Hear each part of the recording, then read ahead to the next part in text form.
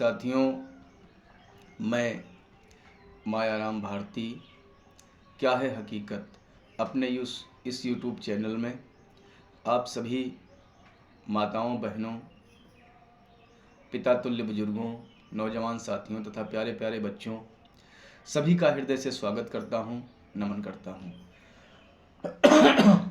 साथियों, आज का विषय बहुत ही इंटरेस्टिंग है, बहुत ही ज्ञानवर्धक है।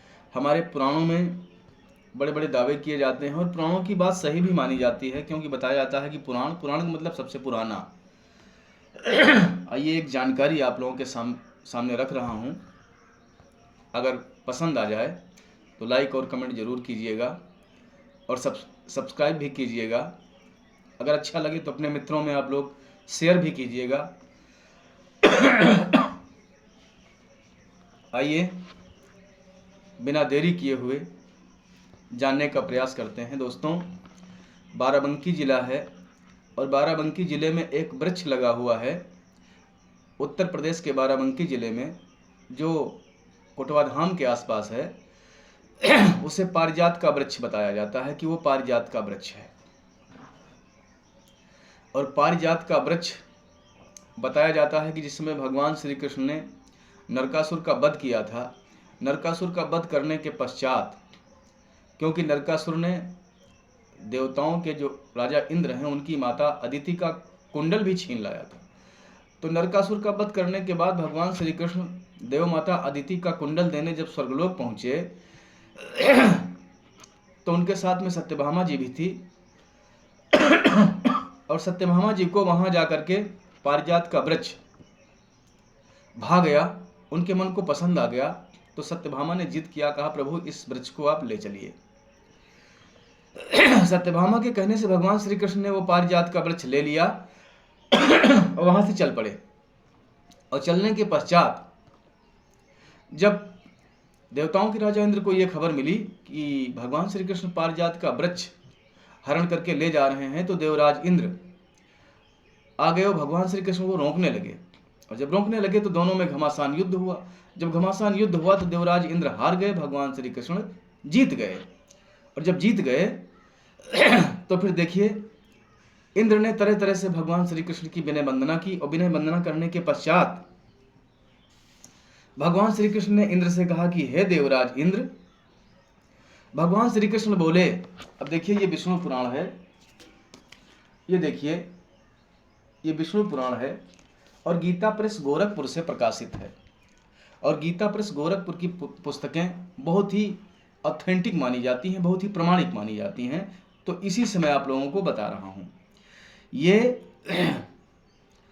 31वां अध्याय है और 400 पृष्ठ संख्या है। जिस किसी को देखना हो देख सकता है, क्योंकि जो भी बात बताई जाए उसको आप लोग चेक जरूर कीजिए। तो भगवान श्री कृष्ण ने इंद्र से कहा कि हे जगतपते, आप देवराज इंद्र हैं और मैं मरण धर्मा मनुष्य हूं। कहा मैंने जो आपका अपराध किया है आप उस अपराध को क्षमा करें। मैंने जो ये पारिजात वृक्ष लिया है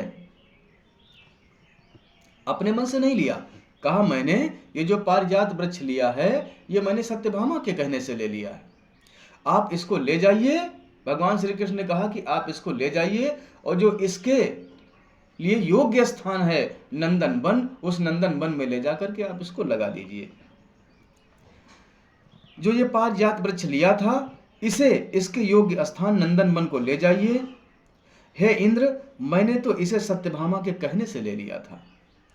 और आपने जो ये वज्र हमारे ऊपर फेंका था, जो आपने वज्र मारा था, इसे भी आप ले जाइए, क्योंकि ये वज्र हमारा नहीं है, ये वज्र आपका है।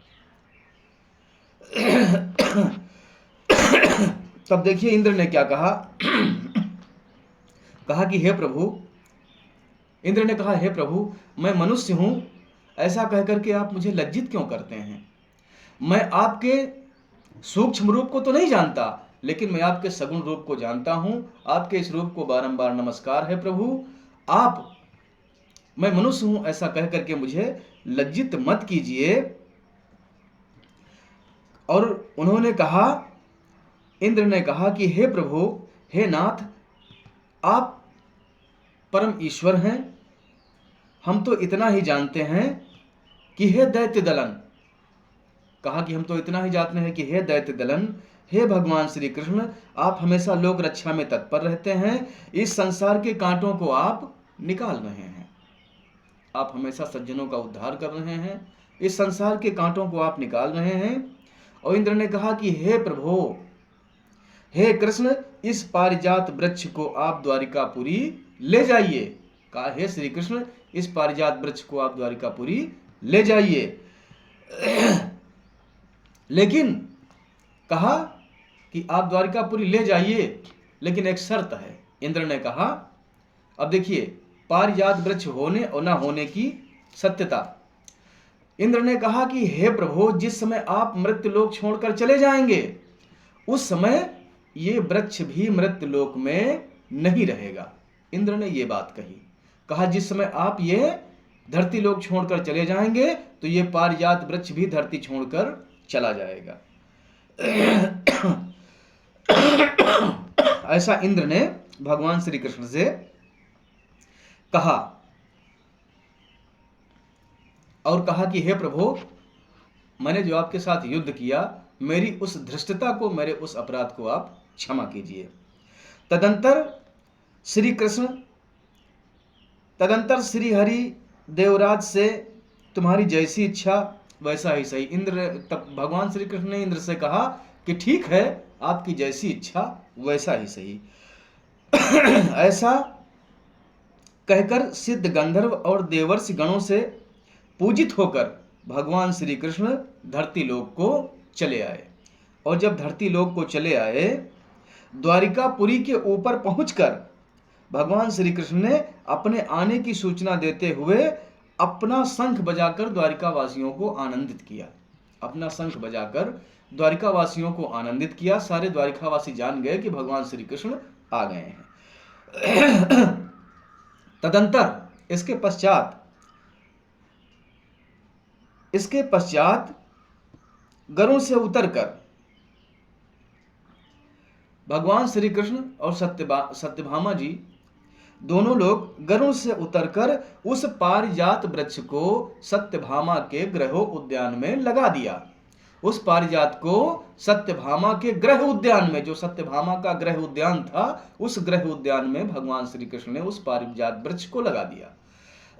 अब एक तो बात यह स्पष्ट है कि सत्यभामा का गृह उद्यान कहां, द्वारिकापुरी में था। और यह वृक्ष यहां बाराबंकी जिले में है, तो हो ही नहीं सकता। जब सत्यभामा जी के गृह उद्यान में लगाया तो यह पारिजात का वृक्ष हो ही नहीं सकता। यह विष्णु पुराण कह रहा है। दूसरी बात और सबसे बड़ी बात क्या है, गरुड़ से उतरकर उस वृक्ष को सत्यभामा के गृह उद्यान में लगा दिया, जिसके पास पहुंचकर मनुष्य को अपने पूर्व जन्म का स्मरण हो जाता था। सबसे बड़ी बात यह है कि उस वृक्ष के पास पहुंचकर मनुष्य को अपने पूर्व जन्म, मतलब इसके पहले हम क्या थे, इसका स्मरण हो जाता था। ऐसा हुआ नहीं आज तक। बहुत लोग गए पारिजात के दर्शन करने, लेकिन किसी को अपने पूर्व जन्म का स्मरण नहीं हुआ। इससे यह सिद्ध होता है कि वो पारिजात का वृक्ष नहीं है। अब भारत देश में बहुत जबरदस्त तरह से अंधविश्वास फैला हुआ है। अंधविश्वास में मनुष्य इतना डूबा हुआ है कि कहीं पर अगर थोड़े से कंकड़ भी रख दिए जाएं और उन पर फूल मालाएं चढ़ा दी जाएं तो उनकी भी लोग पूजा करने लगते हैं।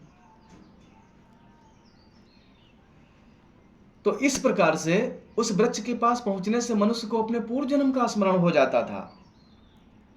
और दूसरी बात, उस वृक्ष से जो फूल निकलते थे, उन फूलों से निकली हुई सुगंध धरती पर 3 योजन तक फैल जाती थी। ऐसा भी नहीं है,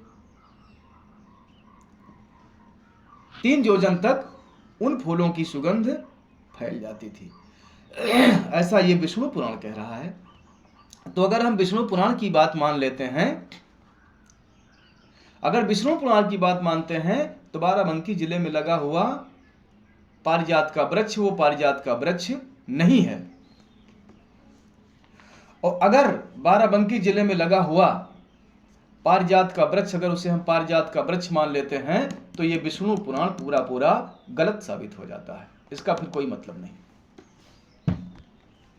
तो उसकी ये विशेषता थी कि इंद्र ने कहा था, हे भगवान श्री कृष्ण, जब आप धरती लोक छोड़कर चले जाएंगे तो यह वृक्ष धरती पर नहीं रहेगा। नंबर 2 बात, उसको सत्यभामा के गृह उद्यान में लगाया गया था, सत्यभामा के घर के उद्यान में लगाया गया था। और तीसरी बात यह थी कि जो उस वृक्ष के पास जाता था उसको अपने पूर्व जन्म का स्मरण हो जाता था, ऐसा नहीं है। और चौथी बात यह थी कि उस वृक्ष से जो फूल निकलते थे उन फूलों की सुगंध धरती पर 3 योजन तक फैल जाती थी, ऐसा भी नहीं है। तो ये पुराणों का दावा है कि जो बाराबंकी जिले में लगा है पारिजात का वृक्ष, वो पारिजात का वृक्ष नहीं है। अगर वो पारिजात का वृक्ष है तो फिर विष्णु पुराण गलत है, अगर वो पारिजात का वृक्ष है तो विष्णु पुराण पूरी तरह से गलत है, अगर विष्णु पुराण सही है तो फिर वो पारिजात का वृक्ष नहीं है। ये जानकारी आप लोगों को कैसी लगी? लाइक, कमेंट और सब्सक्राइब जरूर कीजिएगा। अगर जानकारी अच्छी लगी हो तो आप अपने मित्रों में शेयर भी कीजिएगा। फिर मिलते हैं एक नई जानकारी के साथ। तब तक आप लोग स्वस्थ रहें, खुश रहें, अपना ख्याल रखें, अपनों का ख्याल रखें। जय भारत, जय भीम, जय संविधान।